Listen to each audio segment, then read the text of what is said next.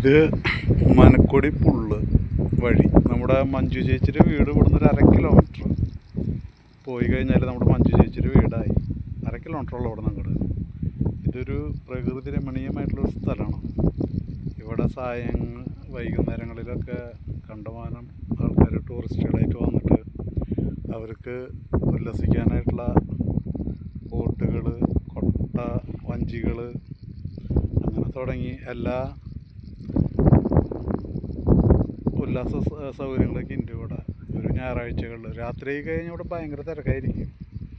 ഒരു രാത്രിയൊക്കെ ആയിട്ട് വരികയാണെങ്കിൽ ഇവിടെ സമയം ചിലവഴിക്കാൻ കുട്ടികളൊത്ത് വരികയാണെങ്കിൽ ഏറ്റവും നല്ലൊരു സ്ഥലമാണ് ഇത്. തൃശ്ശൂർ ജില്ലയിൽ നിന്ന് പുള്ളു വഴിക്ക് വരാം, അല്ലെങ്കിൽ കോടന്നൂരിൽ നിന്ന് ഇറങ്ങി വരാം. നല്ലത് കോടന്നൂർ വഴി നിന്ന് ഇറങ്ങി വരാൻ നല്ലത്.